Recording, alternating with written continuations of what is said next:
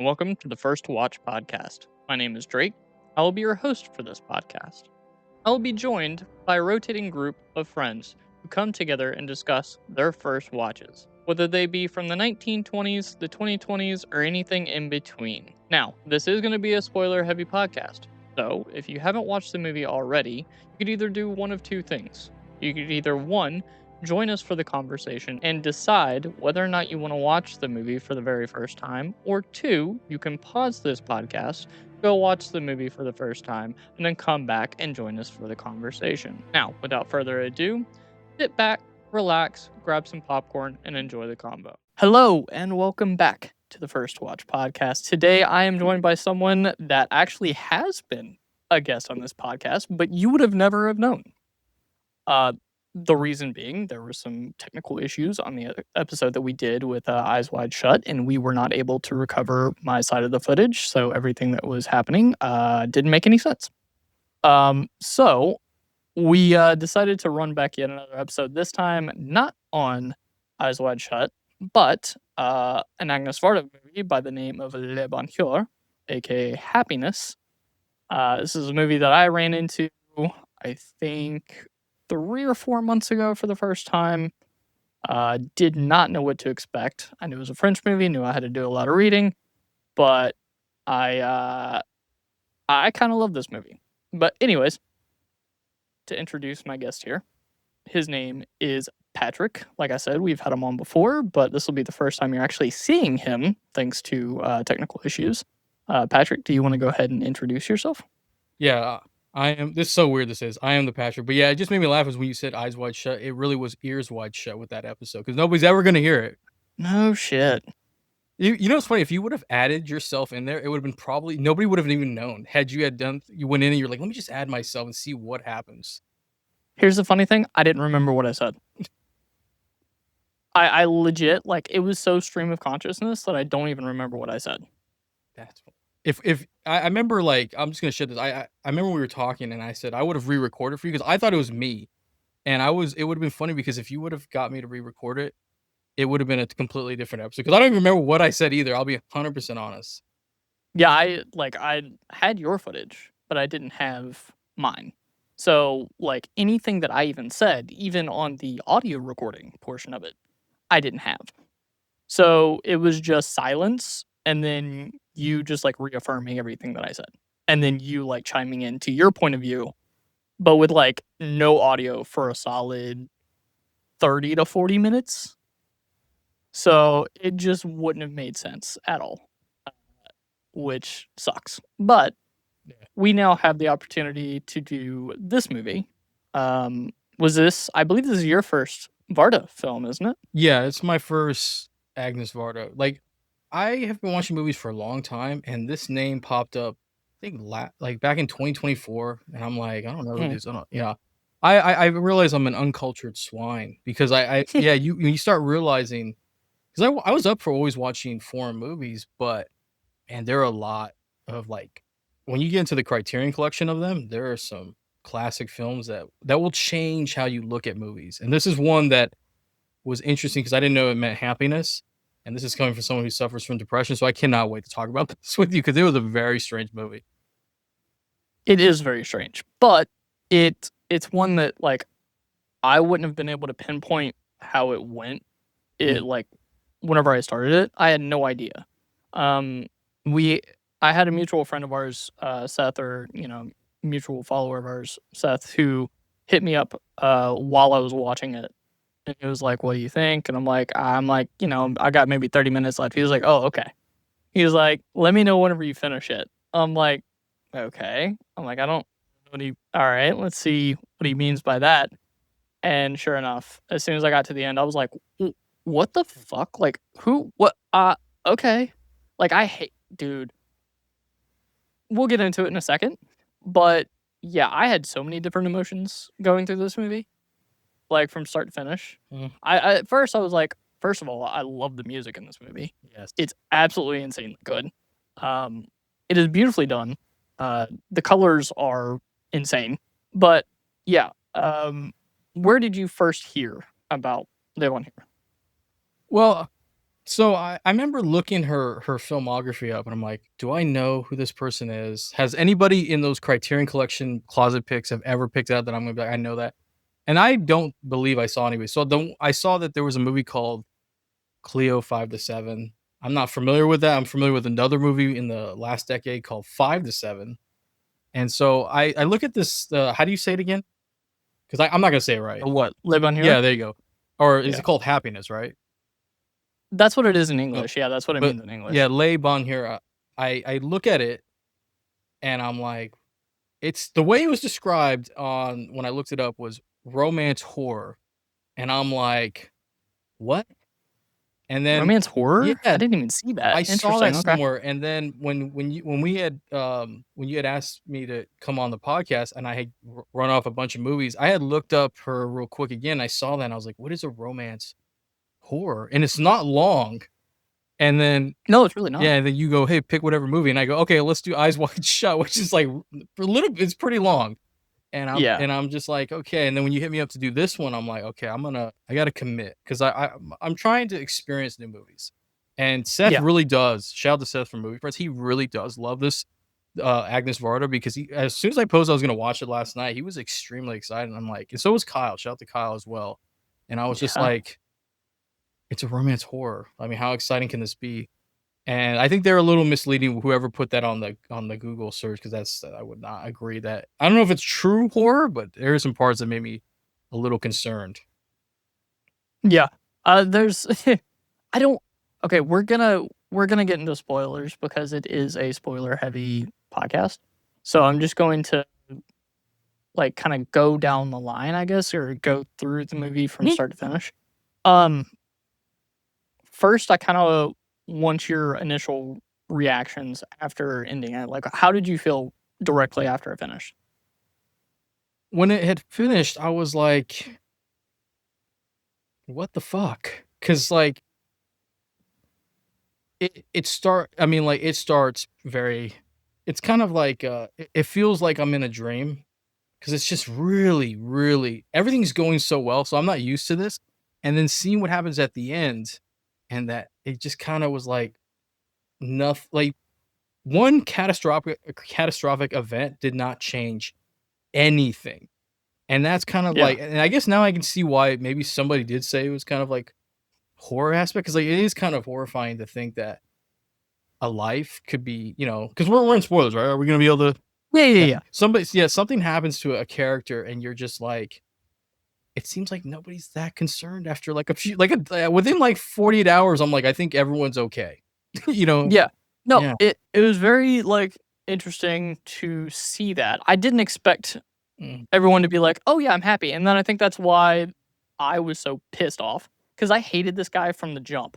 The second he started to cheat on his wife, uh, with that woman that was at the I think it's a post office technically, yeah, at the post office and was, like, seeing her and, like, going to her place, he was fucking her and everything, and I was like, "I fucking hate this guy. I fucking hate him." yeah, And I was like, I was waiting for something to happen to him the entire movie because I was like, he can't just like exist like this and not get away with it. And like that was my perception, at least, of a movie from the '60s. Was my thought that something was going to happen to this man as a result of his actions. Spoiler: it nothing happened. no, If anything, he had his cake and ate it too. yeah, And that's kind of what this movie is like. It's the embodiment of that saying of like have your cake and eat it too. yeah.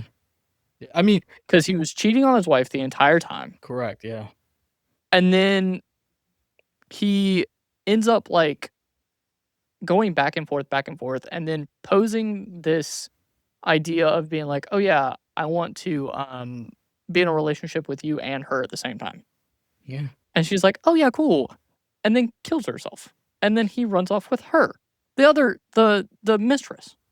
Yeah, so you think she killed herself? Because I did have that Yeah, first yeah, yeah. Oh popped yeah, up in yeah. my mind 100%. I was like, "Yeah, she did not just." Oh, she Yeah, definitely no, no, no, no, no, no. She killed no. herself. I mean, that has gotta be She the killed heartbreaking. You committed to this man, and he tells Yeah, you, "I'm so happy that I'm happy sharing myself with other women," and I think it's because I looked this up, I paused it, at some Yeah. point, and I looked up because I had saw a movie called 5 to 7 that Mhm. that dealt with infidelity, and I'm not Yeah. entirely sure, so I just want to say this, I'm not entirely sure, but I did look up French culture, and vaguely what I've got is that some, according to what I had saw, I don't know if it's factual or not, but they said that infidelity does occur in France. It's a little bit more relaxed there because they don't see it as being um inappropriate. It's kind of normal versus being like in a poly relationship. I read that that is illegal in France. But A poly relationship? yeah, or something like that. Like I said, I wouldn't take what I Hmm. looked this up online, but it was kind of like hard to navigate because I wanted to get back to this movie, but I was just researching that, and I'm like wondering if that's why we're responding differently. But also, I think it's we're also responding differently because we're genuine people would look at that and be like, "That's not appropriate." To the Yeah. women, it really comes down to the women and the children. I was like, man, I feel so bad for all of them because yeah, like you said yourself, he's eating cake, he's double dipping. He's basically like Dante from Clerks, except Yeah. nobody. Yeah, he's happy to be there. He's getting lasagna, and he's getting, his own version of Caitlin, and she didn't die, you know what I mean? But, like, it's basically Dante from Clerks, except everything went well, and I'm not gonna lie, Yeah. that is depressing. If you love Dante from Clerks, 'cause you're like, "Man, Dante just he couldn't even get past his girlfriend sucking 37 dicks." Like, you know what I mean? Yeah. Like, yeah, but this guy is expecting the 2 women to be like, "I'm gonna share you guys," and they're like, "Okay. Yeah, I'm gonna Which is share really cool myself though. with you." Yeah, and they're like, "Okay." Yeah, I thought it was very strange. Yeah, I really do think she killed herself. I think that she put on that face to be like, I'm cool with this whole situation, just for him, and then just waited for him to be asleep. I think that was kind of the whole point. Um, and him having to look for her in that, I think it's like what 5 minutes while he's searching for her, and you're sitting there going, "Wait, did she?" Mhm. Like that was my first thought. Was like, "Wait, there's no way, right?" Yeah, I Nah. yeah, red flags were going up when he could not find her. I was like, "Something something's not right here."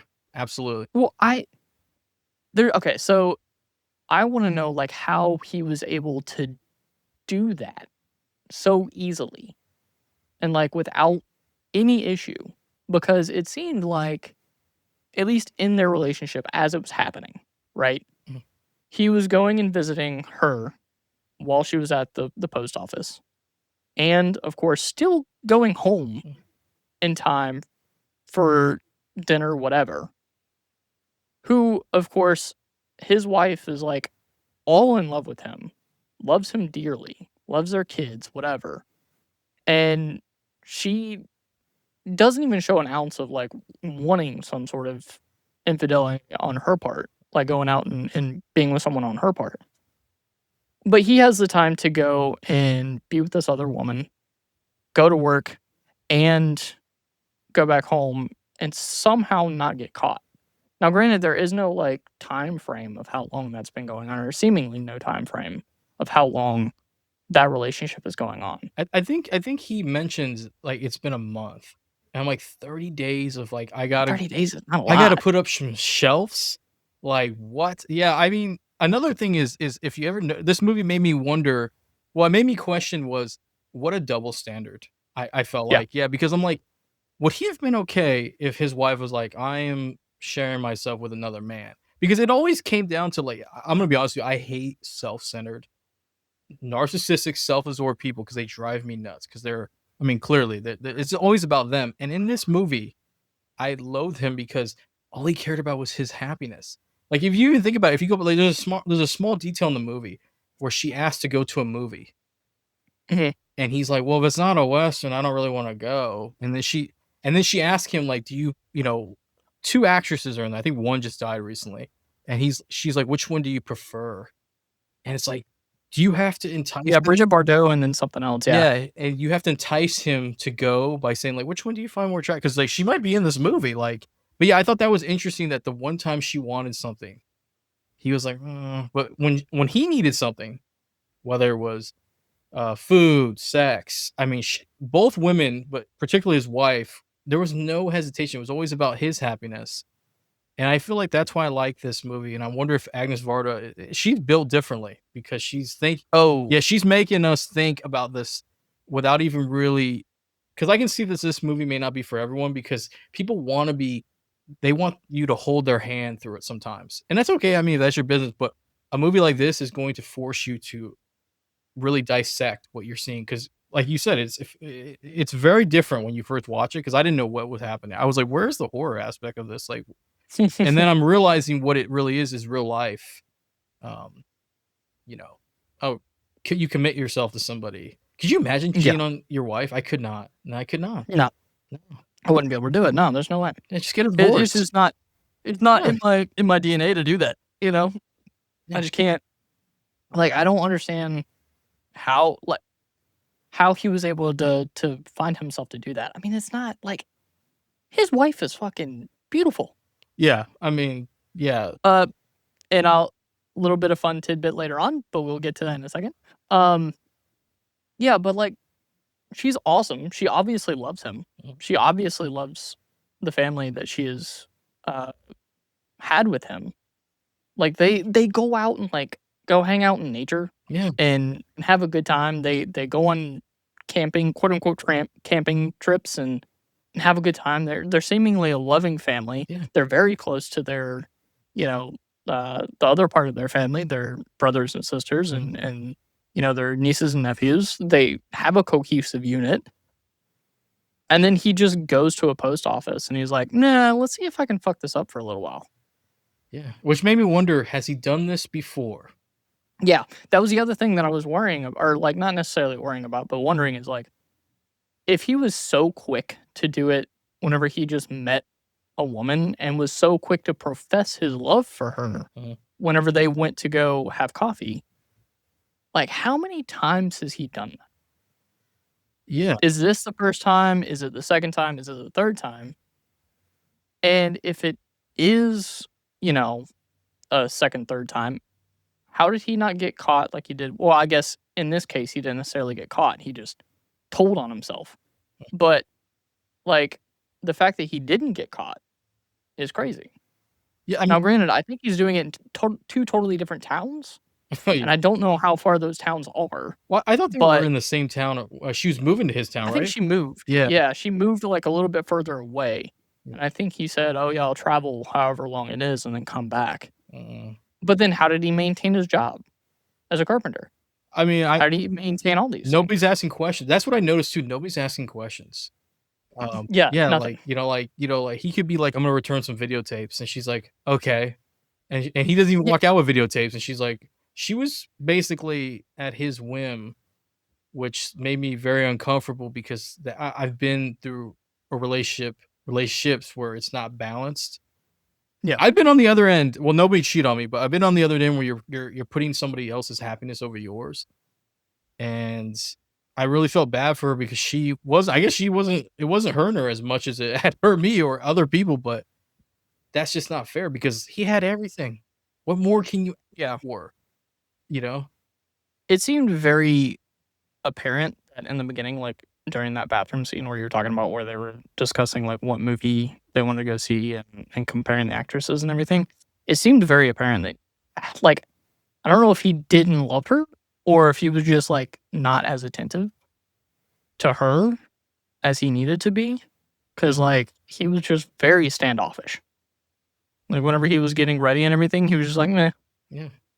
And I find that very annoying. And then as soon as he starts cheating, he would obviously double down with her whenever he gets back home and tries to be more lovey-dovey, I guess, to kind of, you know, shield the fact that he's actually cheating on her, to make it not seem like he's cheating on her the entire time. Because I feel like that's what a lot of people would do in those situations, is to make it seem like, oh yeah, I'm going to love bomb you Mhm. to make sure that you have no suspicions and raise no suspicions towards the thing that I'm actually doing behind your back. You don't want Benoit Blanc showing up and you're like, "I'm part of a fourth Knives Out," and you're like, "I'm guilty." Yeah. You just come out like, "I'm guilty." But yeah, you know what's really interesting was when he was talking to the other woman. Mhm. And he says, like, "I can't tell no lies," which I gotta give him credit for because he really didn't tell any lies. You know, he didn't specifically mention he was having an affair, but he tells the other woman, he goes, "Well, I love you. You're a lot different from my wife. You're a little bit more assertive." And he says, but sadly, I just happened to be with her. I met her first, so that's the only reason why Yeah. I'm with her. And this is when I'm like, oh my god, that other woman's gonna. So like my mind's racing. Like, is she gonna murder? You know what I mean? The wife, and then a part of me is also like, I have never. That man must have no. There is no concern in his mind. Like I would love. Like it felt like being in Office Space where he's hypnotized, where he's like nothing can go wrong because he has no f's given. He's like I'm just. Yeah. But can you imagine? I don't know if you saw her face. She looks so uncomfortable, and he's like, I just met her first, so I love her. I'm gonna have to. Basically, I'm never gonna leave her because she just was there first. Like that has got to be heartbreaking for both women, and only one of them Yeah. knows this. One of them knows Well, this. not only that, it's also an asshole thing to say Yeah. because it's like you must have fallen in love with her in order to marry her. It's not like you guys met, and then the same day you guys got married. So, like, you're already a dick for going to say that you only married her because you met her first, as opposed to you fell in love with her first. Um, but she did seem very uncomfortable, and it was kind of like, okay, like I'm gonna deal with what you're saying. I'm gonna kind of move on from this, but all right, this is kind of a weird thing to say to me. I mean, And then, don't you wish we popped up on her shoulder? Except it wasn't good or bad. It was both good. Be like, leave him. Like we both pop up, yeah, like, yeah. leave him now. You can do better. Yeah, I Well, mean, yeah, and it seems that like even she didn't care. Which I mean, she's the bad guy in this too, because he obviously stated up front, I mhm. have a wife, and then she was still participating in this relationship. Oh yeah. I mean, yeah, she's So guilty. she's Yeah, just as bad yeah. as he He is. just might be a little Because bit it's not like worse he was forcing herself. because he Yeah, doesn't I mean, care. yeah, But you are right. I mean, but everybody involved as an adult has to take their accountability for sure. Yeah. yeah, and it's not like he forced her or forced himself on her. Mm, She was willingly participating in this relationship yeah. and going out of her way to do so. And I wonder if it was beneficial for her because if you look at the parallels between the two women, the wife is kind of like she's kind of having to basically her life is always going to be aligned with him, so she has to do whatever makes him happy. She has to do whatever her kids want. This is what happens when you become a mom. You and a wife, you're really committed to your relationships. While the other woman is like she can do whatever she wants. She's going dancing with her friends. There is some sort of freedom, and there's a very interesting you know, the differences between the two women. And I wonder if that's why she rolled with it because she's like, I'm not committed to this. I'm happy. And it's really interesting to watch this because you can put 10 people in a room and 10 people are going to have, 10 different interpretations of this movie. And then you're going to start having arguments with people because, especially with gender, there's going to be some people that are going to, especially our gender. I will attest this. They're going to be like, it's not that big of a deal because, like, she's cool with it. It's like, what? Are you out of your mind? Like, whether she's cool or not, the point is morally it's wrong. But now if it is a thing in France, I mean, if that's part of their culture, like I kind of read, I don't know if it's true or not, then I'm like, well, if that's their thing, I guess, I mean, I mean, we're not, you and I are not accustomed to that kind of thing, I guess. I don't know. I mean, we do live in a time where I think people can cheat in that like that, but we're getting found out immediately. Yeah. Yeah, I mean, I'm not gonna divulge too much, but like I know people who are polyamorous. It's not a big deal. Like it's cohesive. Like they have set things that they all sit down and talk about. Hmm. That like this is the layout. This is how it's gonna go. If it diverts from there, that's when we're done. We're all gonna be open to everybody. Like everybody's gonna talk. Like it's gonna be cohesive. If it's not, then it's done. But like in this case, they weren't. Like they didn't know about each other. I mean, she knew about Mhm. the wife, but the wife didn't know about her, uh, despite him spending all that time with her, with the other woman. Um, the fact that he was able to get away with this for a month was looking to then almost move in with her because he was looking to move in with her while he was married to his wife. Yeah, I mean, he was having The conversation at least came up. yeah, he was having a good time. Like And the one thing I liked about this movie is how I think you said this earlier. Like you have no idea what's gonna happen. When you first Yeah. press play, you're just like, what a loving family. And then it's amazing the progression where you're like, this man has everything that anybody would want in the world, right? And then he randomly goes into a the post office, like you said, and he sees this another. I guess really gentlemen really do prefer blondes. I guess I'm not. I'm a brunette guy myself because like yeah, he was completely fixated on like they're flirting with each other. Where he's on the phone. And I'm just like, what? Why? You don't need to do anything. Like Yeah. just go to work. But that's what makes humans. Some people say that's what makes humans awesome, as we're told in movies, because we're flawed. Which I mean that particular flaw, I'd have to say no, because I know people have done this, and I'm like, yo, what do you know what I mean? I had two friends, yeah, that I knew she was cheating on him. Yeah, it's not really a great thing to bring up, but the reason why I'm bringing this up is it was really tough because I was really good friends with him. You have to sit there and go like, who's your loyalty to? When they had Yeah. split up because they got together, broke up. Finally, he was like, I think I'm gonna marry her, and I was like, sir, let me tell you what Yeah. happened. I've been shielding this from you, but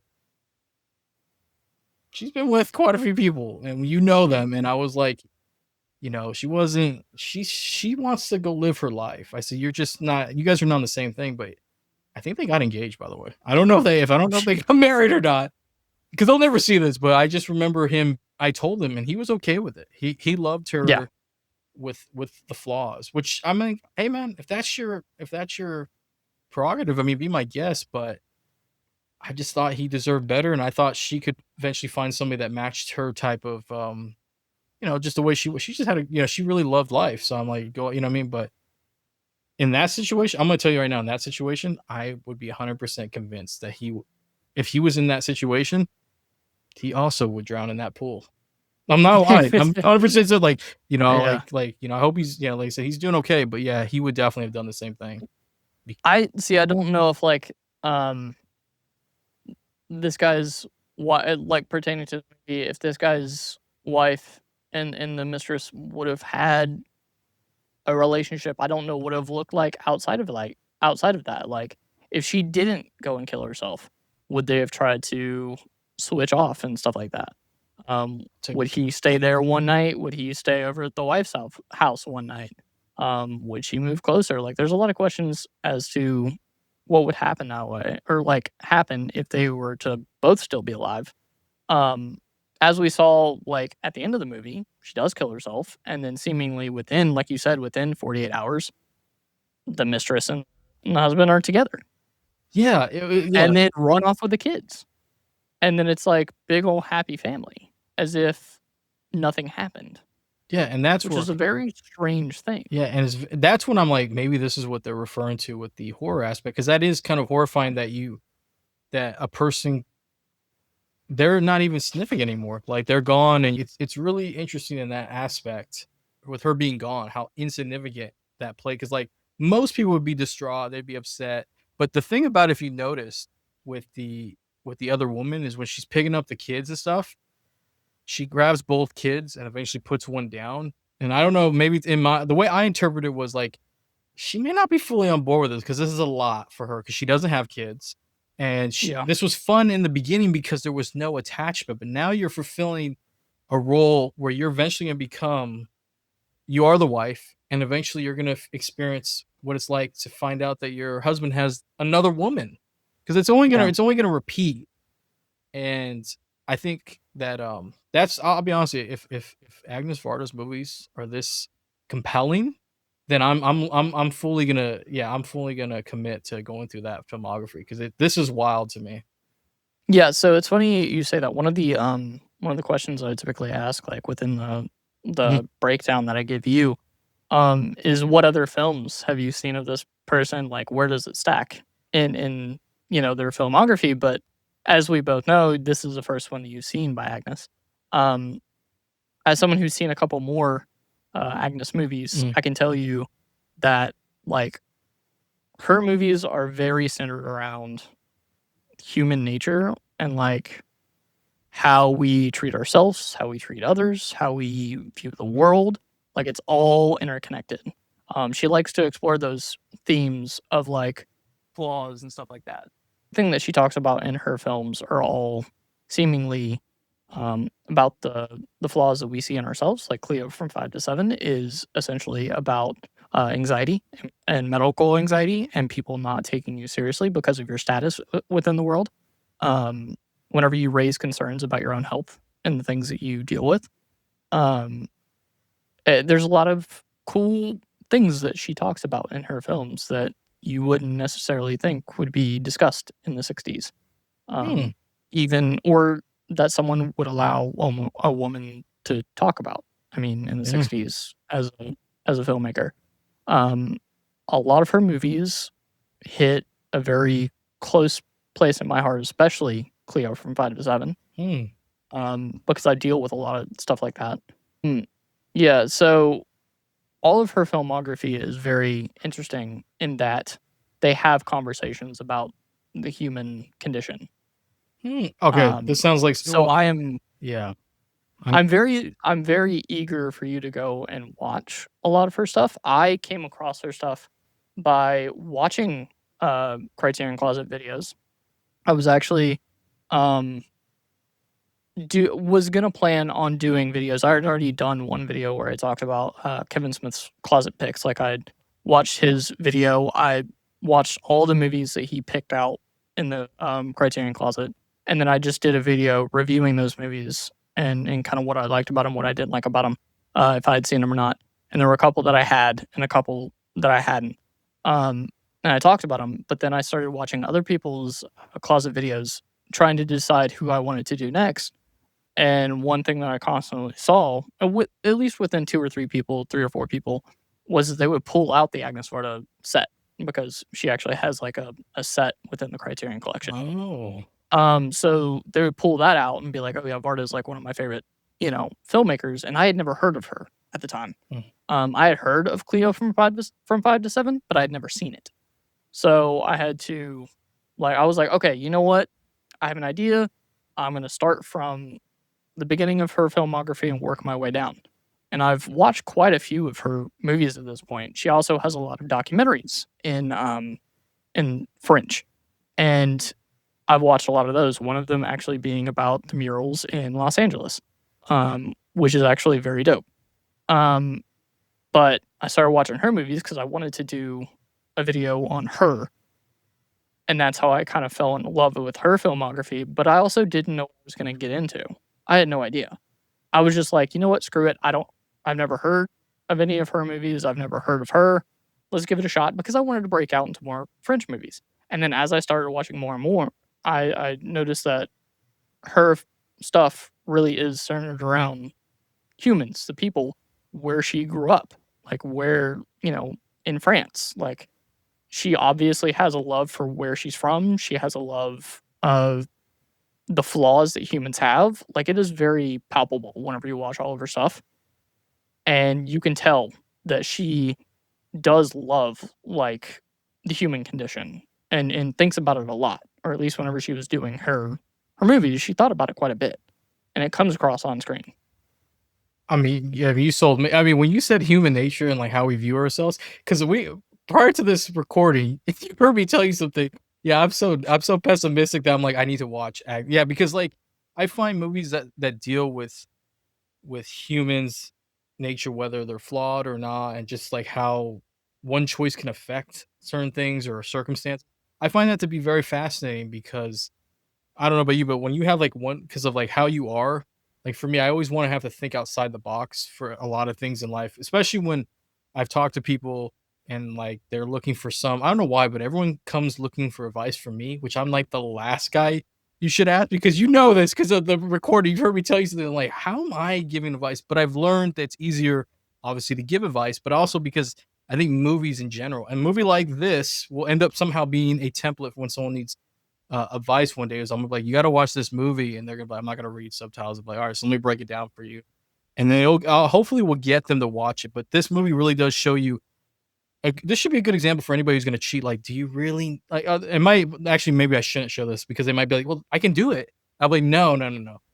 But it's just You can pull this off, yeah, yeah. it's interesting though in this movie because I love that she constantly was presenting this story where I have to constantly like play like I'm playing with my moral compass. I'm like, like because I'm like I didn't really like the husband at all, but I like the wife and the other woman. I didn't really. I mean, I know why she did what she did, and I understood it, but I was just like my moral compass was like you're like because like you're a jerk. Like I know guys are always like we got to stick together, but no, we don't. No, we don't. When you do stuff like Yeah, not in this this, case, man. I say that. He's a dick. Yeah, I say this as I just told that story about that couple, but that was different. That was different, but because he knew what he was getting himself into, so that's different. But like the wife had no idea what she was getting into. And actually, I wrote some funny notes down. I don't know about you. When I Yeah, yeah. watch movies, this is one of the weirdest things I've ever seen in my life. I got to read this to you. Go for it. The husband grabbing a piece of some random woman's bread while he's walking home after hooking up with the other woman. He's so gleeful Oh yeah, that he as in just like yeah. and I'm like, and have you ever been so happy in your life where you're like, you're just walking down the street and you like, for instance, let's say you see somebody with a bread. Have you ever been like, I'm so happy I'm gonna take a piece of that bread? Like he clearly No. no. My first thought is I'm gonna get decked in the face if I do something like that. Thank So you. I'm just not going to. My anxiety keeps me in check on that one. I'm just like, I'm just not gonna do that. I don't even think about things like that. I'm like, I'm gonna leave people alone. Exactly. And then another part of me wonders if that he was so comfortable grabbing that bread because when it comes to women, he seemingly doesn't care about what people think, especially women. His happiness means more. So in his mind, he's like, I'm gonna take that bread because at the end of the day, I have my cake and eat it too. I'm living better than all of you because I can share myself. I'm pretty sure if he would have talked to her for 5 minutes, we would have had a second infidelity in hand with that woman. Because I mean, he clearly.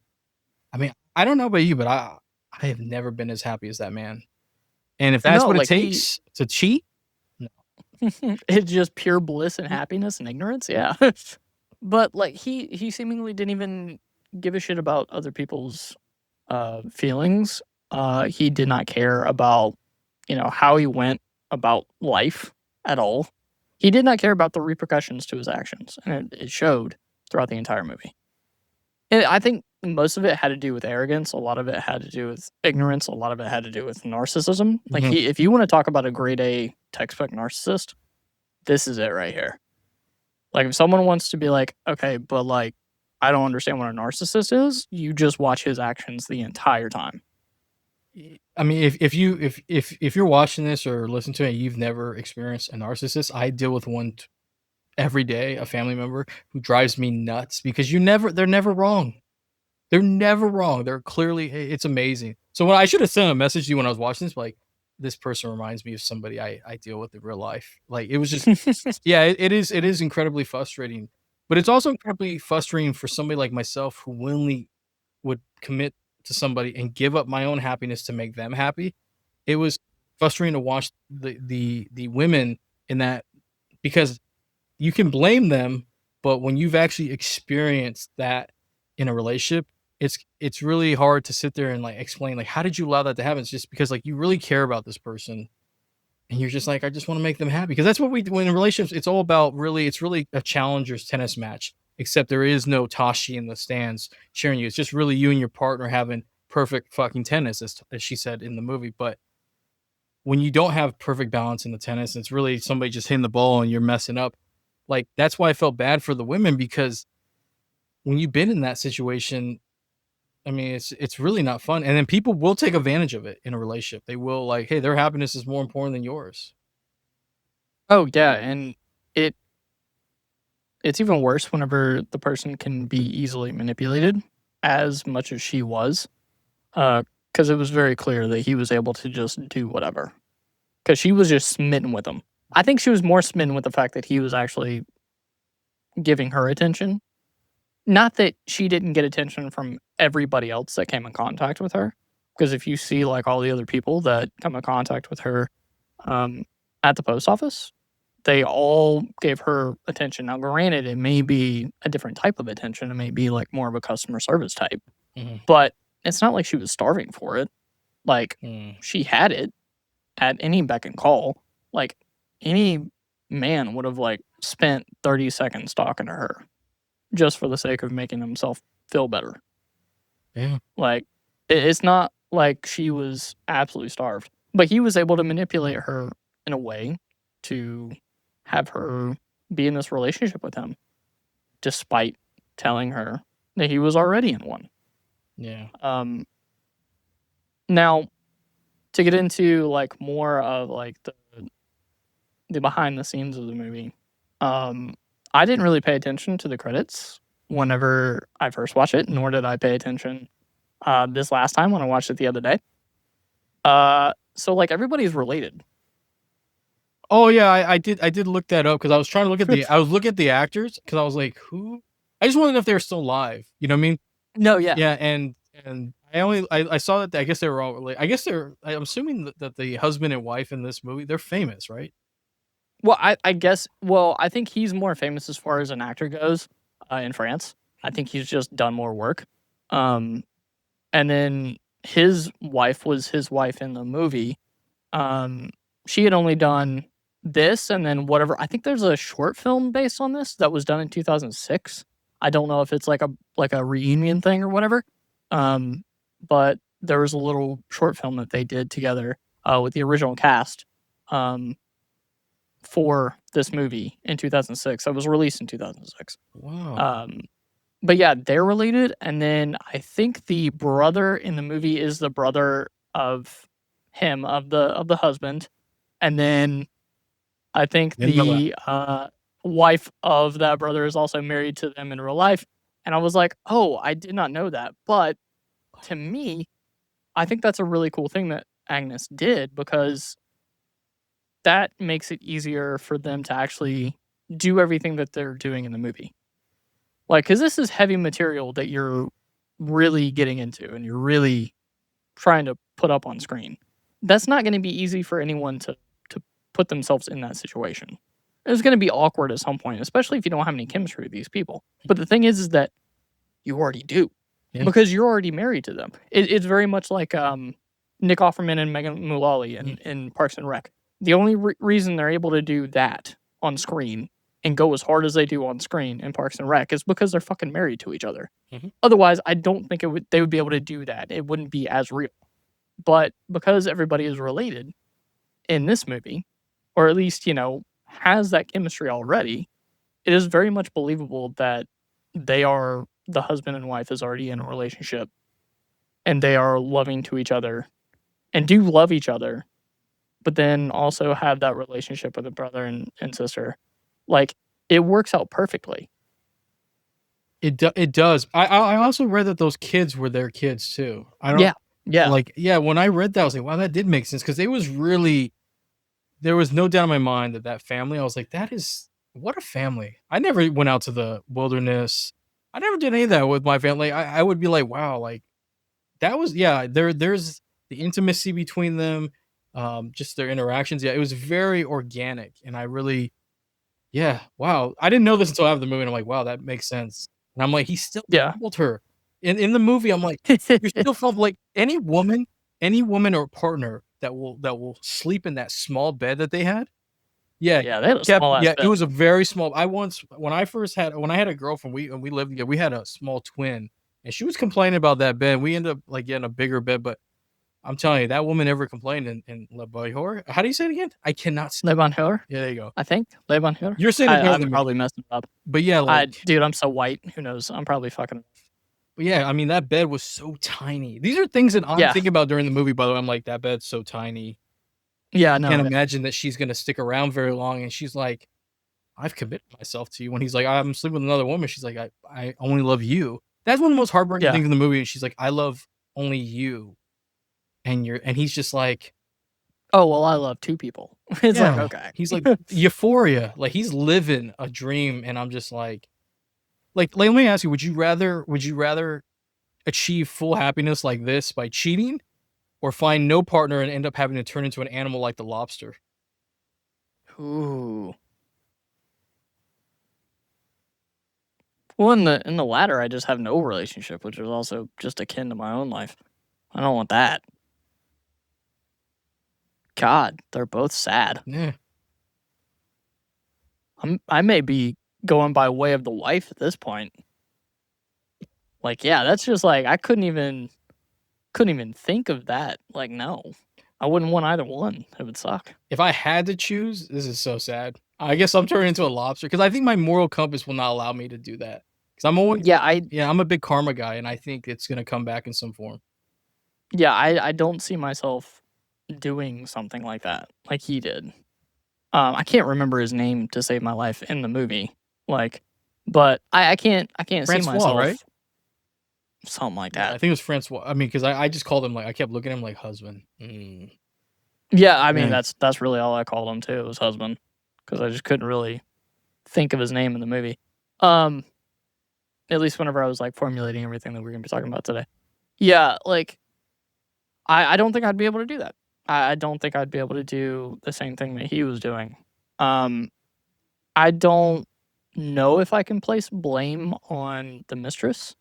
I don't know. I don't know how to feel about her. Like, cause she clearly knew. She knew everything that was going on. It's not like it was a secret to her. I just I feel weird about her, but also not at the same time, because I feel like she is also somewhat of a victim in this, but she's also not, because she knows that the wife is dead and then like continues on with that relationship within a quick time period. So I don't know how to feel about her.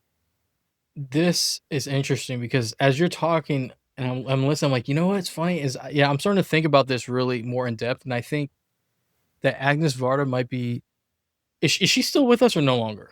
No, no, no. She died in 2019, Rest in peace, 2014, because somewhere there. she was a true genius. Because now I'm looking at him going, at the end of the day, he told this other woman that she was more assertive. She ended up becoming just like the wife at the end. She Yeah. submits, and I'm like, yeah, I think she is a victim at the end because I mean, she willingly did something inappropriate, was getting involved with a married man, but she did not. I don't think she was prepared to sign up for what would follow. You know, becoming the wife, and then this process is going to repeat again until I'm assuming he dies. Because I couldn't imagine he would Yeah. stop. Yeah. And but funny thing is, like, I don't even see her as being more assertive. Like, that's what he said to her. But I think that was more of just like another manipulation tactic that he used in order to get her to be in the relationship with him. Because there was like, they seemed like the same person to begin with. It was just strange. Like, it was something that he could, it was different. Mhm. And because of that, it was what enticed him.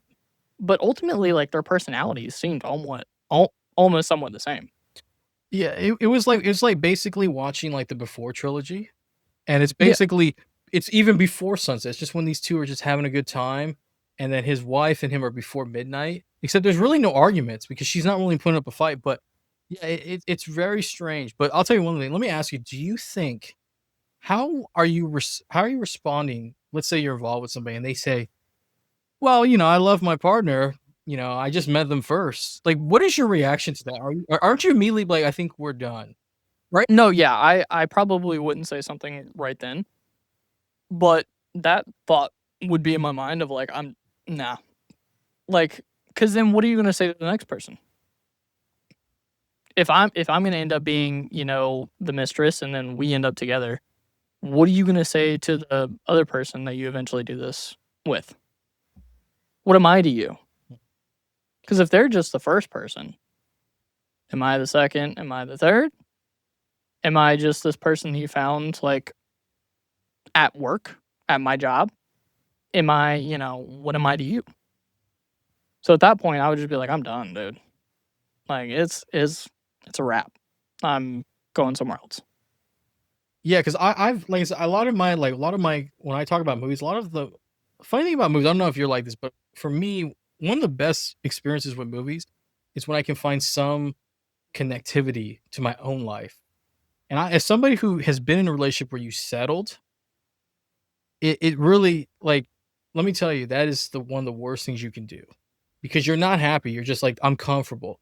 But it doesn't mean you're really happy. So if I heard that, if somebody told me that, well, I'd be in my therapy session within 24 hours. But I would be like, yeah, I can't lie to you. Possibly, I might be in that relationship for another 6 months before I eject out of there. That's how bad I am. But if somebody was to tell me that, like someone said, "Hey, this is what someone told me," I'd be like, "You gotta go," because you shouldn't. Yeah. You gotta know your worth in life. Life is short. You gotta know your worth, and if you can get out and you're not married, yeah, it's a lot easier. Because when you get divorced, man, it's a nightmare. You gotta pay to get rid of the person, and Yeah. yeah, That's one thing I found interesting about, again, the mistress is that, like, there didn't seem to be, at least in their interactions, there didn't seem to be some sort of baggage that she was, like, carrying around of, like, "This is why I'm doing this now." There seemed to be no definitive reason for her to carry on with this relationship other than he's showing me attention, at least in my eyes. well, yeah, Like, I may be reading it wrong, but no, you're not reading right. Didn't she mention that she was with somebody for, like, 3 months, if I'm yeah, correct? she had a And boyfriend before. they left her, right? Yeah. Yeah, and I wonder if that had an effect on her where she's Yeah, like I mean, yeah, 'cause not much is, like, talked about in that regard, but, like but yeah, when she said that, but, like, she's like, "I'm happy now," but I wonder if that changed how she looked at relationships where she could look at him and be like, "There's no attachments," because like, I mean, that's the exciting part for people when they cheat, right? It's yeah, new, it's yeah. exciting, and there's no supposable strings attached, which is the biggest bullshit ever. There are strings attached. As soon as you've engaged with somebody, it's not as easy as just like, "Alright, I'm just gonna cut the cord," like, you're like, "I'm gonna cancel Netflix." Yeah, you could cancel Netflix way faster you could than canceling a what as Jada Pinkett Smith would say, an entanglement. Yeah, like, you know what I mean? And so yeah, there was really no conflict, but I think that's where Agnes is really brilliant because she continues the story like this, where you're just like you were saying this earlier, like, when is consequences gonna show up? Like, because I think have you seen Breaking Bad? Not all the way through. We Need to finish it. the whole concept of Breaking Bad, I'm sure you kinda got the gist of it, is that every consequence has an action in Breaking Bad. And I've Yeah, used yeah. that my whole life where so watching this movie, I'm expecting like you, like she's gonna, you know what I mean? And we get there. That there's this one scene I think is like mesmerizing. Is this the shot where Agnes pans left and right and during this dancing sequence, and you can see the two worlds colliding. And I'm not gonna lie to you, I was extremely excited because I thought for sure he was gonna get caught like on that show Cheaters back in the day. And of course, Yes. Agnes is like, no, hold on here. I wanna keep making you suffer. And it just kind of morphs. The worlds collide. Nothing is changing and then I think that's why she's a genius because she makes you hate this husband more. Oh, yeah. Yeah, because Like, you're you hate this guy from the rip, or at least you should. And yeah, there's no most people who watch this are gonna be like, "I hate this guy. I fucking hate him." And then nothing happens to him. mhm, yeah, Nothing. Like, even whenever his wife is dead, and he knows that she is dead, he is holding her in his arms. He seems somewhat upset, but, like, almost relieved. mhm, It's very weird because, like, you see him at the table when they're all having dinner after the funeral with the family, and it's just like he's like, "Eh," yeah. and then immediately goes with this one. You know, what's interesting about that dinner table is the families are discussing what to do with his children, who's gonna take Yeah, them. his children. Yeah, and he's just kinda, like, just sitting there, and he's like, "Well, if you take them, can I see them on the weekends?" And it continues that theme of, "I can double dip. I can Yeah, still do." And it's amazing because I don't know, man, I think some people may get frustrated with this movie, but that's where I think makes it so compelling is that there's an individual that has not learned his lesson. And I pray to God that he will learn that lesson. And I know that like we don't know, but for sure at some point karma has had the show. But yeah, like he is not concerned about her. He's not no. like yeah, like I couldn't imagine people are like, let me take care of your children, and he's just like, okay, well, I can still come over at night, right? Like Yeah, because he already has, and that's the problem when you have this type of happiness when you have another partner is that you really are never really dealing with the problems. You know what I mean? That's why like when people cheat, they're always like, why do people who cheat stay with their partners? Because they at the end of the day they want to know that if something goes bad, they have their bases covered.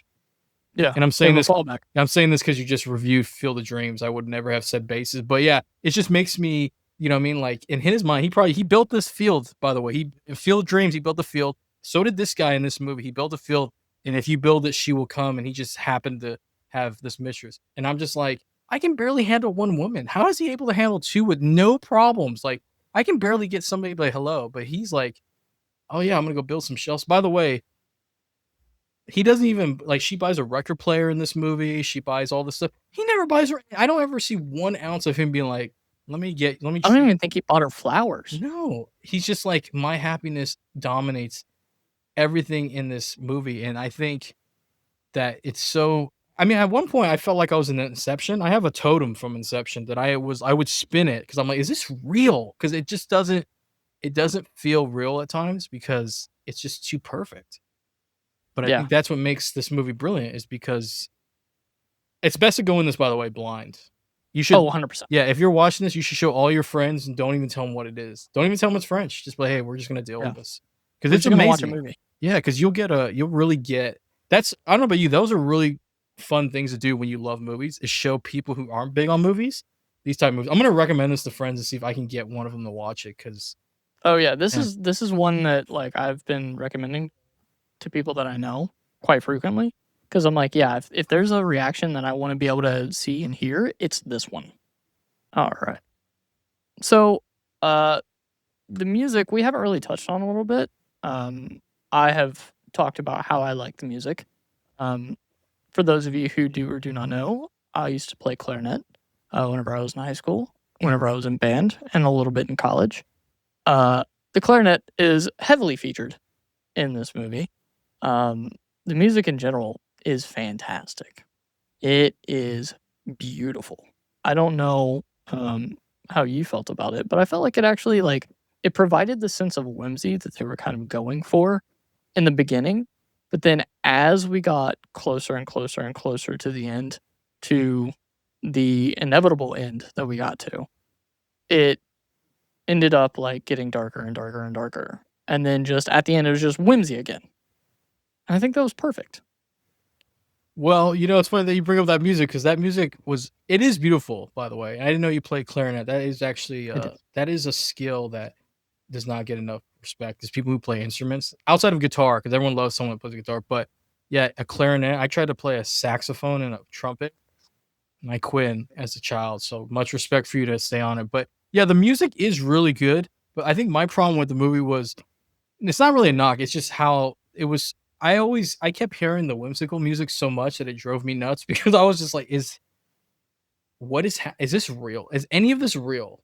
But it is beautiful because the way the music is played, it's like it never fully gives you a hint of what's gonna happen. And then when you talk about that part where it gets a little different, I thought stuff was about to get real, and oh boy, did Agnes Varda like, hold on a second, let me show you what we're really gonna do. And it is really, really well done. Like I said, I understand why people like her. She's brilliant. Like I said, I'm gonna sit here all day and be like, she's a genius, she's brilliant. Because like David Lynch, when I experienced David Lynch, I'm just like, movies before them were not as good. Let me tell you, like when you see movies after them, you're like, we could have had it better in life. Well, No, yeah. I think Agnes gave us a bunch of how many movies did she do? She did a lot, right? I'm going through the filmography right now as far as like watching them all. She had a good mix of like, you know, narrative movies, but also documentaries. Let me pull it up and I'll let you know Because yeah, because I can't remember. It's quite a bit that I still have to go through. Hold on. that was good for me because I need to do I'm research. basically just going to the Criterion Channel Oh yeah, streaming service and doing it. because you said that. Yeah, I think you said earlier that there is a collection that they sell, Mhm. which is Yeah, I can't find it as far as like the actual physical collection. I can't find it anywhere ever. hmm. But yeah, like I've been watching it on the Criterion Channel. Oh, okay. So because you can actually watch all of them on there. Oh, I should resubscribe because I was watching on HBO Max and I was like, I'm pretty sure this has to be on Criterion. I should just went over there. Yeah, they have a few of her stuff of her movies on there, but as far as like all of her movies, let's see. Hold on. We've got a lot of shorts also in this. Oh, So okay. we've got one.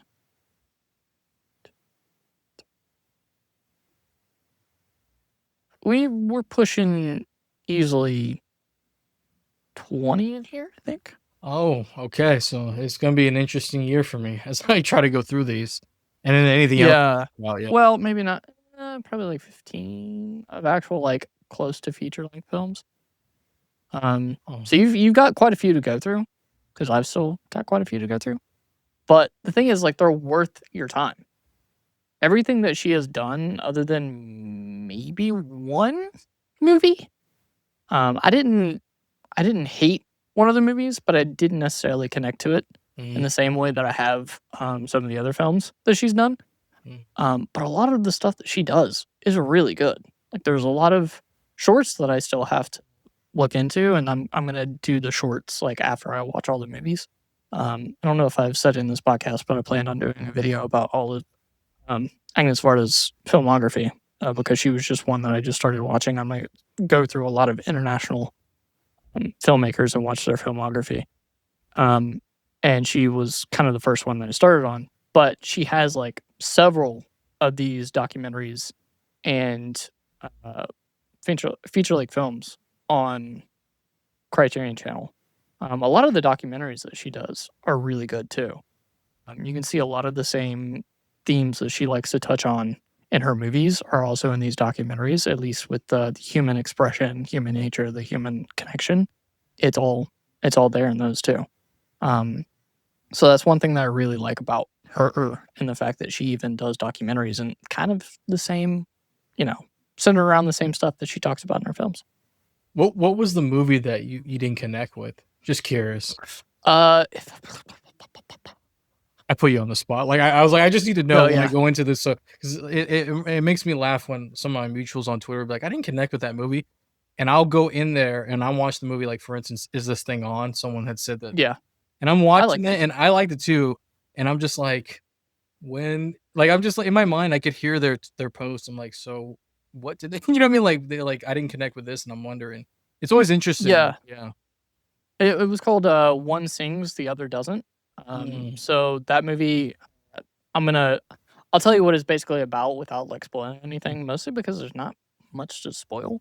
But um, the movie is about a young girl who's like uh, this activist who is like standing up for the rights of abortion and stuff within France.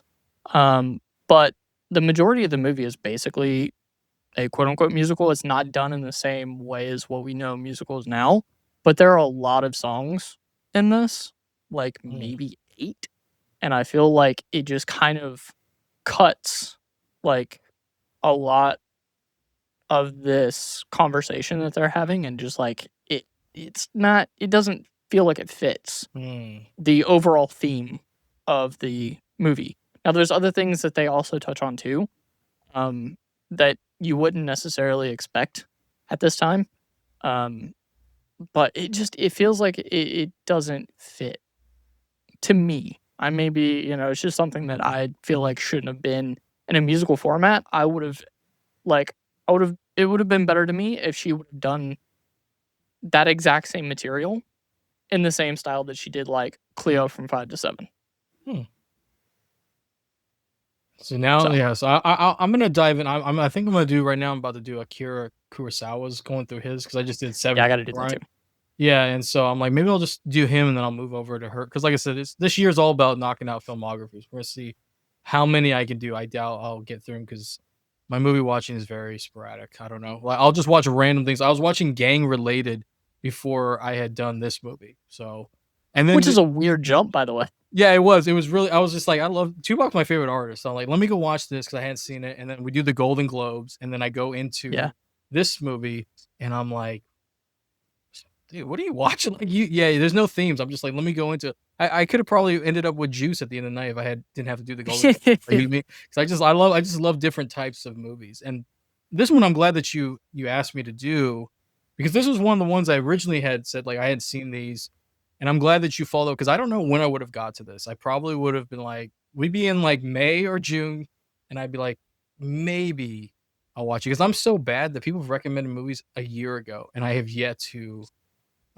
do it because I don't know what's going on. Like I said, watching gang related, that's what happens. I go on Tubi and I'm like, let me see what's available, and then you forget. But this one, I'm glad you told me because I was like, yeah, this was a really good. I'm gonna buy it when it comes when that sale comes on for Criterion. Yeah. Yeah.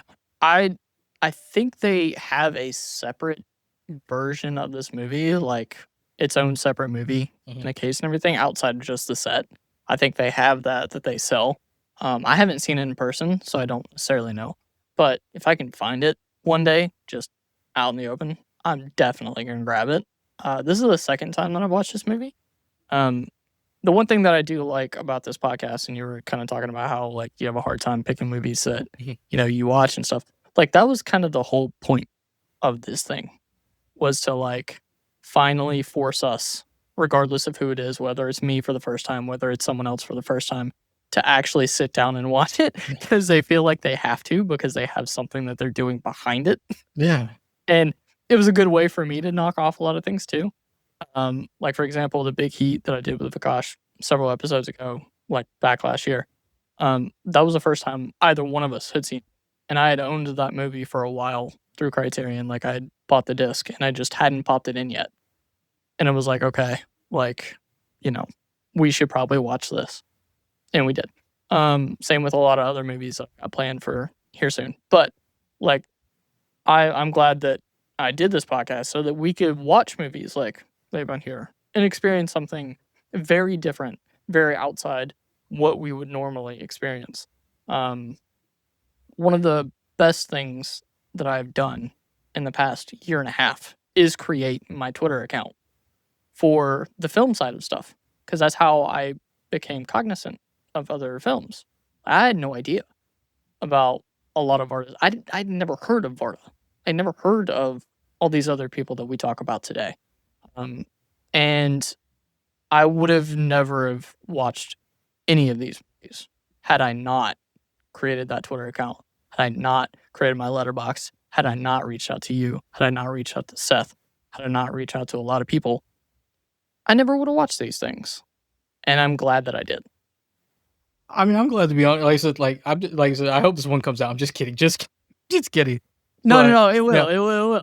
yeah, no, but it is cool because like even with eyes wide shut, since I'll just shed this light. I had seen it as a kid and I don't remember it. Clearly, did not remember it except like the sex. But yeah, I think what you created with this podcast is gonna be is awesome, and I think it's gonna even be better this year because you're really you're finding different people with different types of movie backgrounds and voices, and then you could talk about these movies. Like I said, yeah, I mean you made me watch Field of Dreams. I got to listen to the full episode now, but I'm just gonna throw this out here. You don't have to confirm or deny, but I know there's a question that you ask, and I know for a fact that Seth said magic spot. That's all I'm gonna say. Yeah, That's all yeah, I'm yeah, gonna say because he made me yeah. watch it, and I don't know if you've seen it. It's a very strange movie, Yeah, I but haven't watched it yet. No. yeah, I love that this podcast that you're like I said, you got me watching an Agnes Varda movie that would have probably been watched June or November of this year, where I've been like, I'm finally gonna get into it.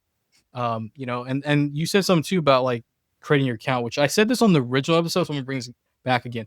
He calls himself average movie guy. He's not average because he's watching Agnes Varda movies. He's seen David Lynch movies. He's watching more movies than me. Like, let me tell you something. I didn't even know. I didn't even watch Ghibli movies. Like a couple years ago, I got chastised because they're like, Really? yeah, they're like, you've never seen it, and I said, I screened one movie. It was called Ponyo, and I Yeah, thought it yeah, it's a great was movie. I gotta be honest, well, let me tell you, this film snob in the day was like, "What is this?" Like, I didn't understand it, Yeah. and then I saw, Totoro, and I was like, "You're a moron." I said to myself when it was over, I was like, "You got to see Ponyo before anybody else, and you were like, this is ridiculous." And, by the way, when I had worked and saw this movie, by the way, another guy wanted to watch it so badly, but they wouldn't give it to him, so they gave it to me. Poor guy waited Yeah. a week, and he paid for it with his own money because we had to wait a week to watch movies, and he paid for it, and I felt so bad because he was like, "Do you like it?" And I said, I'm not gonna repeat what I said, but I was just like, "Yeah," redacted everything. It was really bad. It would be embarrassed. I would be asked to leave film Twitter. But yeah, I love that your podcast has had people check out movies like Field of Yeah. Dreams, Big Heat. I think you did Nightmare Before Christmas as well. Like some people have Yeah. never even seen that, And the which cool is weird to me because I've seen it like 200 times. Yeah, I've seen it a lot myself. Yeah, like I'm so old that I remember when it came out, they had a display. This movie theater used to do displays, like miniature displays. They had a miniature display of the whole Hollywood Halloween, town that Jack Skellington lived in. And I was like, wow, we don't do that anymore.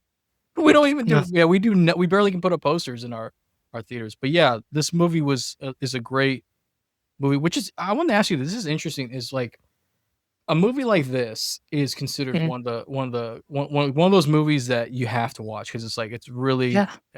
it's interesting like if you asked 100 people about Agnes Varda, a mixture of people who love movies and a mixture who don't, I would say a lot of them would be like, I've never heard of her, and they would equate that being like, well, she can't be as good as um, Martin Scorsese or Quentin Tarantino or James Cameron or Catherine Bigelow, because they're like, it's interesting when you have these conversations with people. I don't know if you have these, but I have these conversations where I was talking about somebody with David Lynch, and they were like, well, he could not have been that good if he couldn't, if his movies didn't make my radar, and I was like, I watched more movies than you, and I didn't even know really who he was until like just recently. I was like, I'm telling you, there's a lot of movies in this world that are better than what we that are more less mainstream. And I'm telling you, when you open that door, you're going to experience things like Blue Velvet, Mulholland Drive, Les Bonheur. I probably didn't even say that right, but like I saw Seven Samurai, and now I can't take it out of my mind when I watch every movie because I'm like, it borrowed everything borrowed from Seven Samurai, and it's nuts. You know what I Yeah. mean? Like, yeah, I don't know if you ever experienced that with people, but like, yeah, this is a movie that I could see someone be like, well, it couldn't be that good if I've never heard of it. It's like that's not the case. That's not. I'll tell you right now that this is not the case with, especially with someone like Agnes Varda, who's well hailed, and so I think that's a good thing about Twitter for both of us. We've been able to experience movies that we probably would never have even gone near if we had stayed in our we were talking off camera, but you were talking about staying in your lane. Like if we stayed in our lane, we would never have seen any of these movies. Can you imagine that? I know. That'd be depressing, like more depressing than it is now. Like, you know what I mean? Well, the funny thing is that people don't realize that a lot of um, directors now borrow from people like Varda. Like whenever you watch Clear from 5 to 7, you're gonna see a lot of parallels between that movie and a lot of the movies and TV shows you watch now. Hmm. Like the hour to hour format that she does from like or like the time because Clear from 5 to 7, it is literally Cleo's life from 5 o'clock to 7 o'clock in the afternoon. Oh, So you think about that as far as other things you've watched in the medium. 24. It's based on mhm. 1 hour in the day. That's kind of they borrow from that a little bit. Same with the pit that's going on right now, right? It's one shift. Each episode is 1 hour within their shift. I didn't know that, but now I was. I'm glad you gave me the info. I don't know anything about. I'm really bad with television. Is that what it is? Yeah. Oh, Each episode is a different hour in their shift. So oh, like there are elements that people borrow from, at least from Agnes Varda, that no one will ever know until you tell them. wow. Yeah, this makes sense to the movie. I think I mentioned it earlier called 5 to 7. And it's Yeah. basically are you familiar with the Anton Yelchin from he was in like Star Trek. Yeah, he was Yeah. a great actor. He's gone. But he did this movie called 5 to 7 where him and this French woman have an affair between 5 to 7. So I'm guessing that's where when I had researched, I was like, what is Cleo 5 to 7? Like this is years ago. And I'm like, I don't know what that is, but I'm like, has to now I'm thinking it had to do something with the movie I watched. But yeah, that's interesting. I would have never. Yes, like same with right now. I know he's getting a lot of flack for a lot of reasons, but Quentin Tarantino, for instance, I was perusing the last Criterion sale, and there's a movie. I think it's like Lady in the Snow of Blood or something like that. I bought it, but Mm, I read it and yeah. it said this influenced Kill Bill, and I love Kill Bill. I just saw it, and I'm like, I'm gonna watch it now. And then I saw someone recently just watched it on Twitter, and they're all pissed off because they're like, Quinn just borrowed the whole movie. But that's truthfully, I'm not saying that he did, but that's how they felt. But what you said is important is that even if we're not aware of the influence, there are people who make movies who are like, I was influenced by Agnes Varda, what she did with maybe this film or another film. It just continues to live on. And it's interesting, like you say, is once you find out about that, I feel like it changes your whole perception on movies, because then you're like, that movie was really good, but man, Agnes Varda really, was the godmother of how she did this particular style, and you're like, wow, that's what I'm saying. Like, it's amazing. Yeah, I'm so glad we did this, because I mean, Yeah. I hated the husband for sure. I'm Yeah. yeah, I wanted to put him through every table available throughout that movie. I was like, if there was a table, I would have No, laid one down. Yeah, I was sick of him. I hated him so much. I hated that man so much. I like at every 15-minute mark, I was like, how is he not getting himself in trouble? Like the entire time. Like I was just enraged. And by the time that the movie ended, I was like, are you like literally out loud? I said, are you fucking kidding me? Love that. I love when a movie makes you say stuff like that, because I do that. Yeah, yeah. And like I said, this movie was nowhere near on my radar. And the only reason I watched it is because I was going down her filmography. And because I just decided out of nowhere to be like, you know what? I'm just going to give it a shot. Because I had seen on the collection videos, Mhm. the Criterion Closet videos, that, you know, people had talked about her. If that had not happened, I would have never run into this movie. Yeah. Which is so cool how like discussing movies can cause people to do that.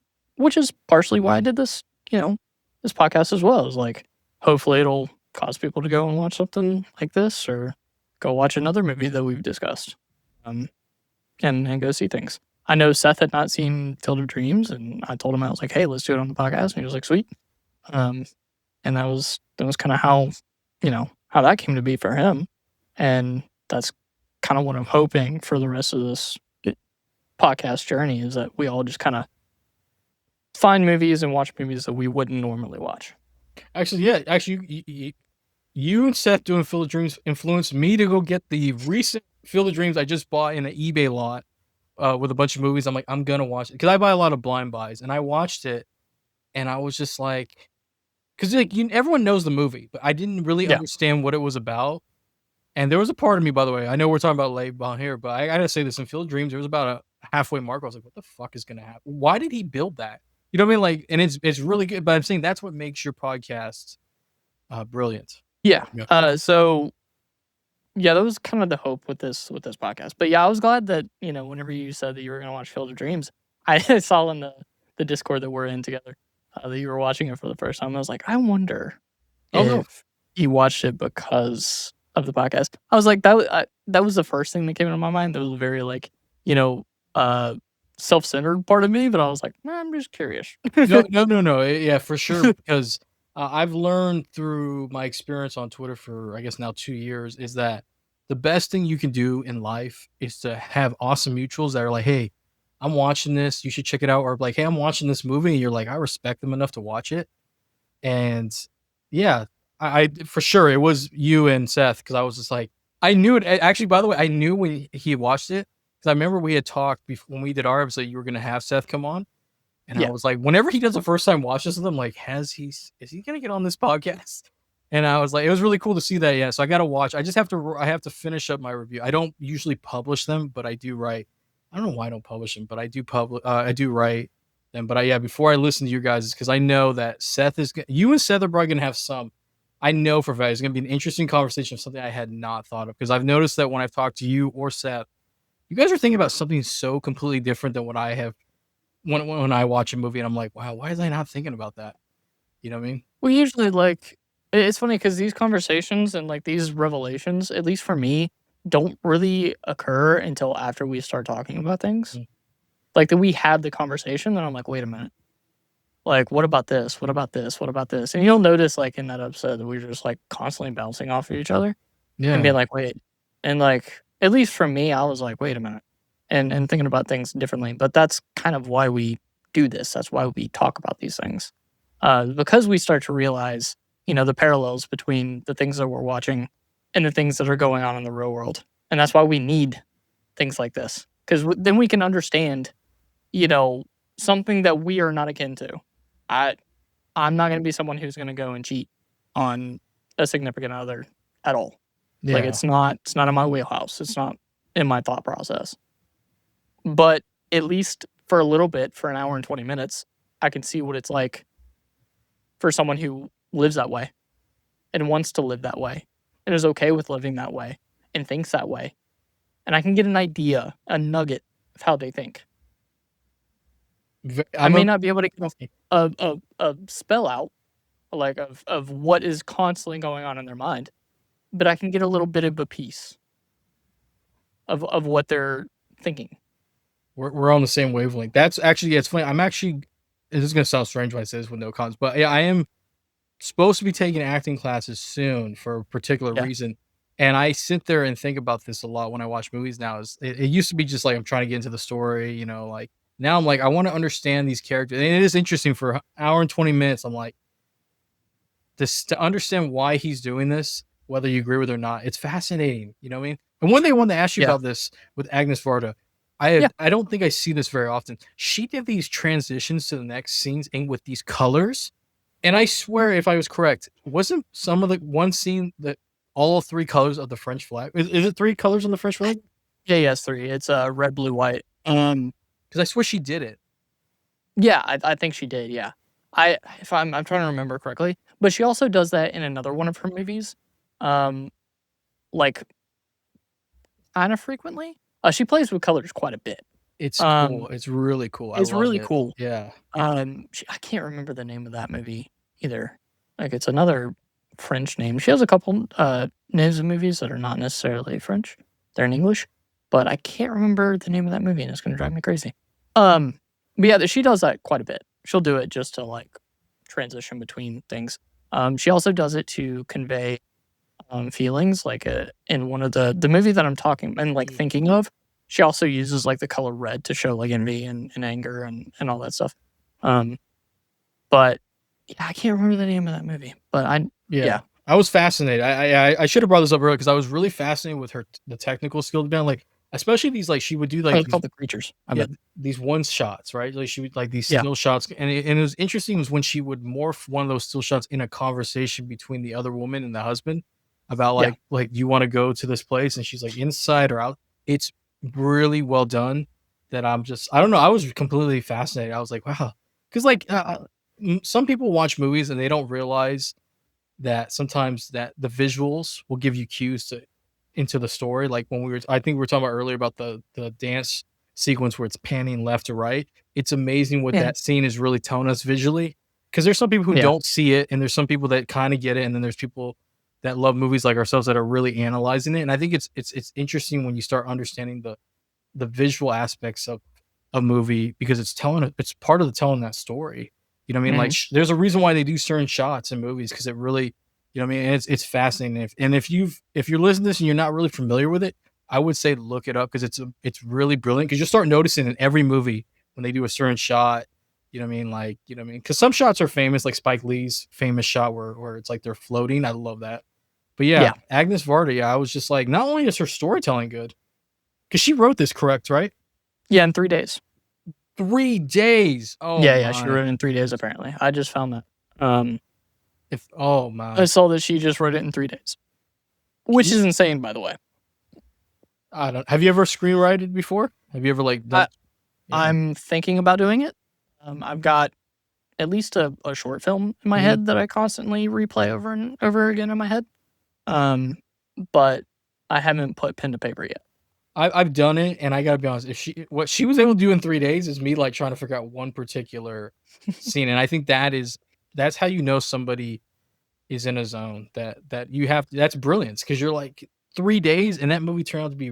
I mean, this movie's really. I really hated the character, but I really love this movie in the sense of what it's. You know, it really challenges you. Movies that Yeah. challenge you are the best, I think. Yeah. Oh yeah. Like she wanted you to hate the character, and it's a good thing that she did, because otherwise you wouldn't really have much of a story or much of a movie. You know. Yeah. This I'm glad that you started with this. It is like a very strong movie for Varda's films, but it makes me very excited to know that you liked this, to then have you go and watch her other films, because I'm very curious to see what you think about her other films. I'm very curious to see what you think about Clear from 5 to 7, because I feel like you would relate to that a lot, just based on the conversations that we've had Oh yeah. off podcast. I really think you're gonna relate to that a lot. So I'm really excited for you to go see that. I wish that you had a bit more of a reference for Varda, but I'm glad that this is the starting off point Were you concerned that I would not because it like is this so movie? good. No, not Oh, at okay. all, not at all. I was more curious to see like where because I always ask the question of like if this person has multiple movies, like where do you put them Mm. in this? Where do you put this movie in their lineup? But since it's Oh. your first Varda, can't really do that. But it does open you up to the world of Varda, which is awesome. And I hope that this movie does actually do that for other people as well. Yes. Now, since you have seen her movies, where do you place this? Like in the movies that you have seen like so far, where do you think this is gonna land? I think to me, Cleo from 5 to 7 may not be a better movie, but I relate to it more. Mm, So I'm gonna put that a little bit above Le Bonheur, but I'm mm, gonna put this directly underneath it, and then everything else follows.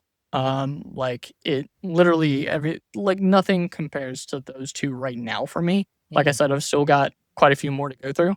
Um, but right now, like I didn't like Vagabond as much. I like Vagabond; it's really good, but I don't like it as much as Le Bonheur and um Cleo from 5 to 7.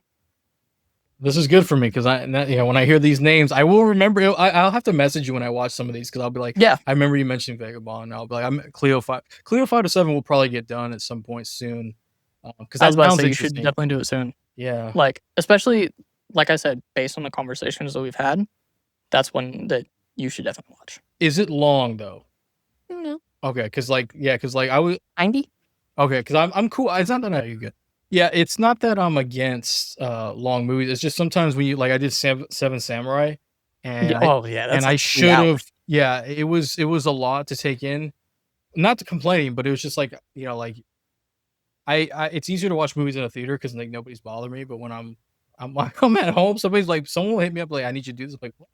I'm watching Seven Samurai. They're like I don't know what that is, but I need you to come do it. So it's definitely harder. But yeah, if it's shorter and I can like yeah. So I mean, It's under 2 hours. and that's supposed to be like her magnum opus, right? What Cleo from 5 to 7? Yeah. I think it's the one that people know her most from. Like if you say Cleo from 5 to 7, I think the average movie fan would be able to tell you that they have at least heard of it. Maybe not have seen it, but at least heard of it. Because I had heard of Cleo from 5 to 7, but I Same. didn't make the connection between Agnes Varda and that movie. I didn't know who directed it. I just heard of the movie in passing. Yeah, I've heard of But then it. I watched it and I was like, I like this. I'm excited. Like I said, I love when my mutuals like because I call you guys my awesome mutuals on Twitter because like it's fun, man. When you hear people are excited about a movie and you're like, I'm gonna check it out. I mean, there's been a few times I get accused of liking every movie, which is not entirely true, but there are some that you'll find out like do not care for. Like, you know what I mean? Like a good example would be In a Violent Nature. Did not care Yeah, for that. But I think everyone should watch it for themselves because it's very creative. But yeah, but most time, yeah, I tend to I'm flexible with I don't know about you, I'm flexible with my movies. Because yeah, like, I mean, why I mean, people, like, go to an extreme amount of hate. They have to hate this movie, like, they're looking for something to hate it. And we were just talking about this, I think, off camera. We are talking about Anniversary that just came out. That's another one I think you and I weren't the biggest fans of, but, nope, I mean, it could have been better, but, like, I'm not gonna sit here and trash it. I'm just like, "Hey, man, I saw it. I'm glad." You know what I mean? yeah. I gave it a shot. Yeah. I mean, that's pretty much all you can do, and that's kind of what I hope that most people do with this movie is at least give it a shot.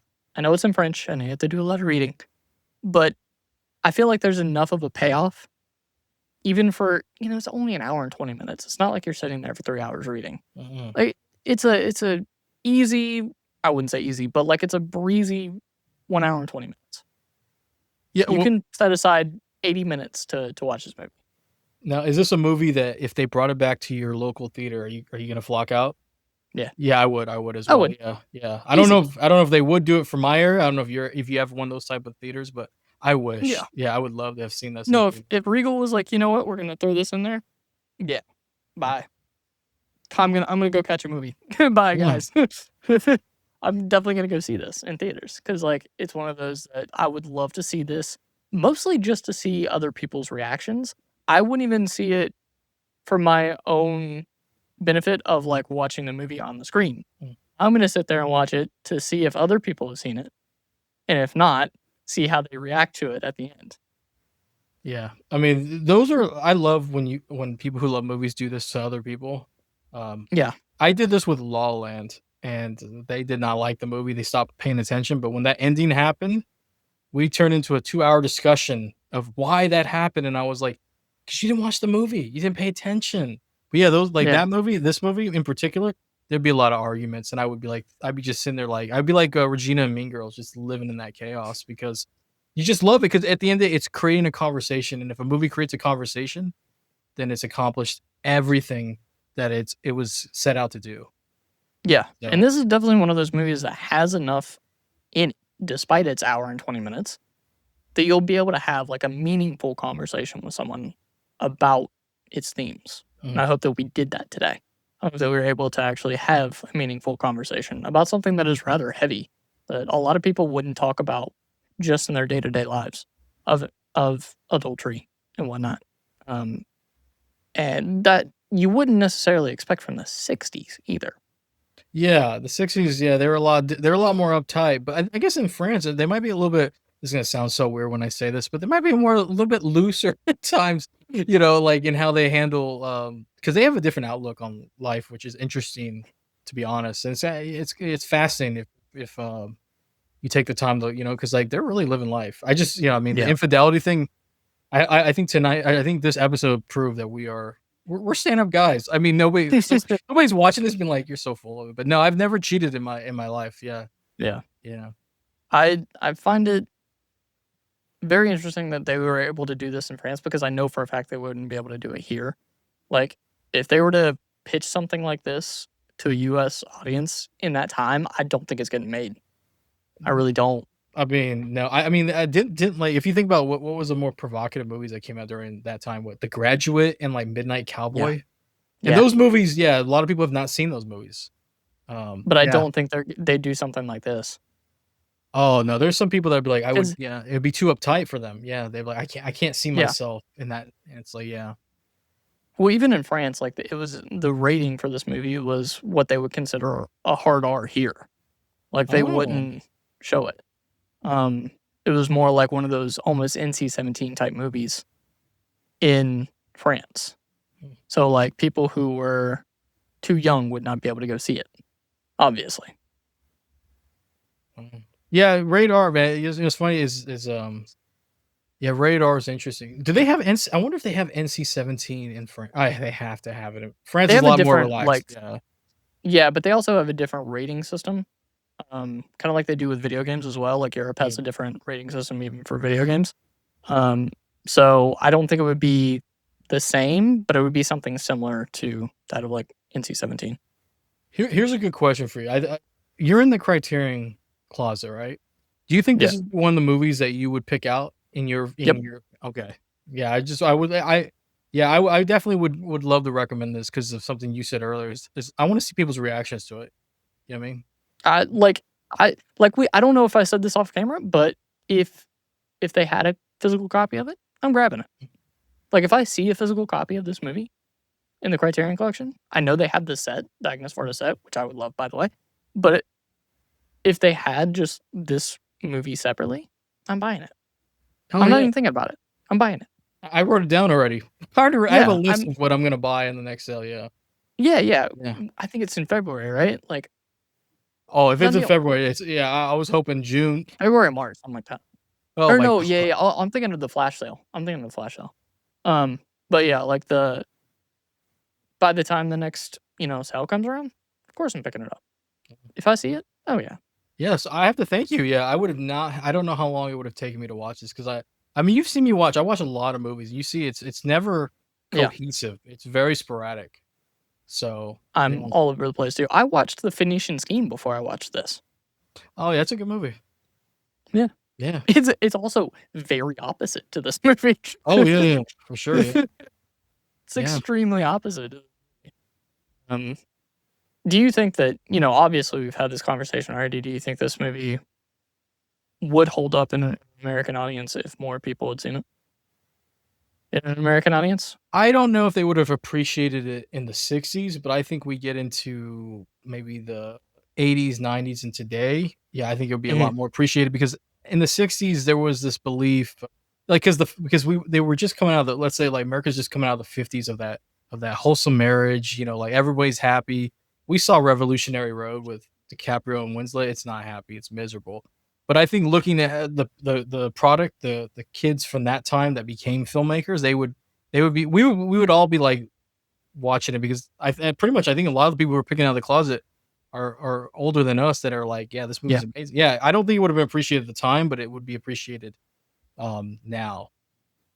I'd be, akin to agree. Wait, no. Inclined to agree. There we go. That's the word I'm looking for. It's been a long day. Can't you tell? This guy was really doing a lot productive things, not me. Not me. No, I've been that dude. School started today, and then I'm doing this. Like this is actually fun. School was just a pain in the ass.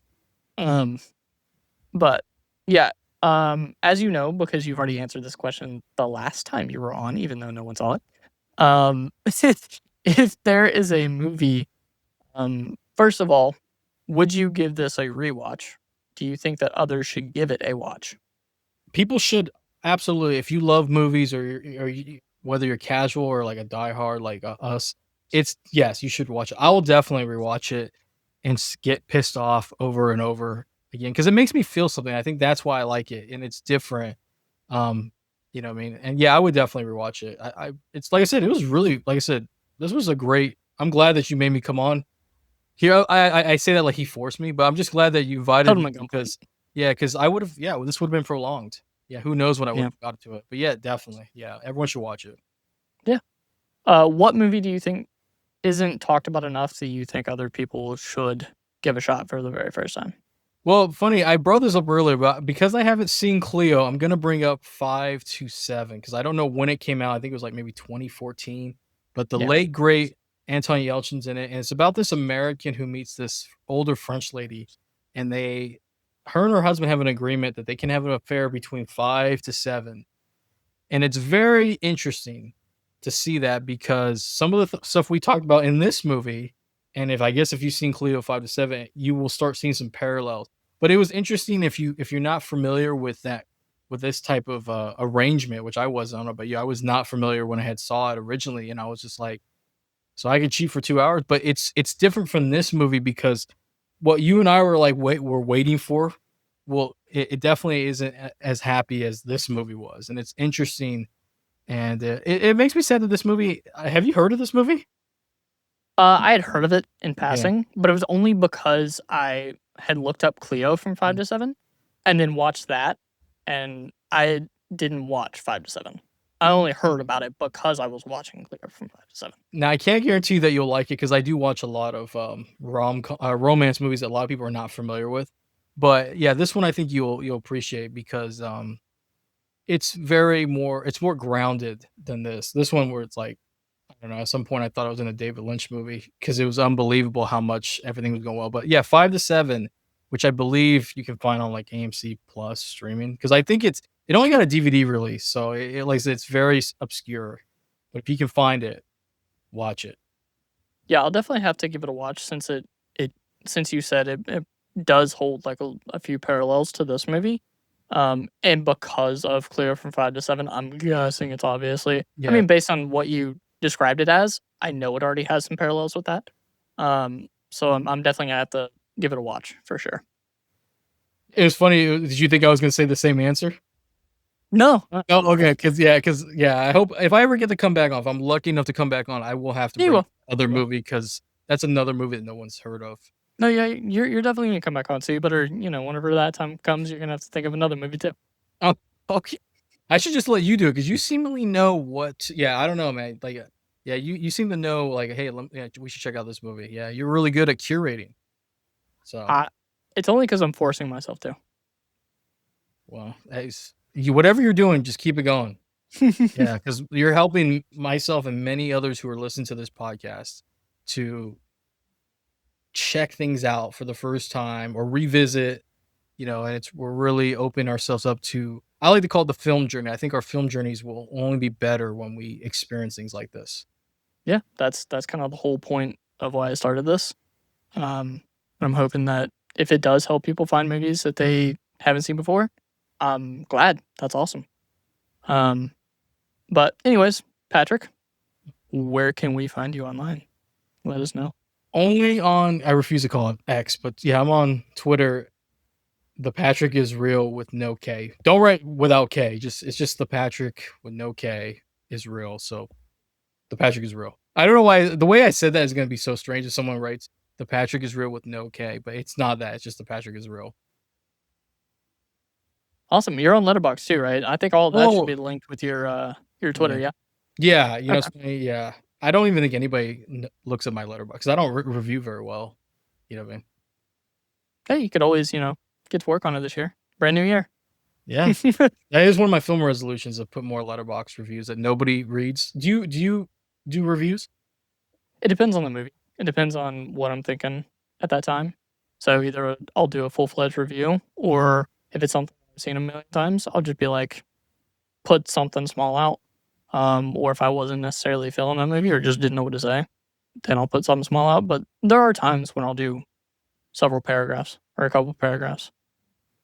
Yeah, that's my I'm also like, nobody's gonna read this, but then again, who cares, right? That's what someone told me the other day. Like, who cares? And I'm like, Yeah. yeah, I'm like, yeah, I kind of care because I put like 8 paragraphs, like, you know what I mean? Like, I put my heart and soul in this, and I will never read it again. But yeah, if you Yeah. want to, I'm on Letterboxd as well. Same thing. Patrick is real. Cool. Hell yeah. Well, I can't wait to have you on again. I'm glad that we had this conversation. I'm glad that you finally got around to Bonheur. And I cannot wait for you to get into Varda's other stuff. If anyone out there has actually seen this movie or is planning on seeing this movie, let us know in the comments. And until next time, bye.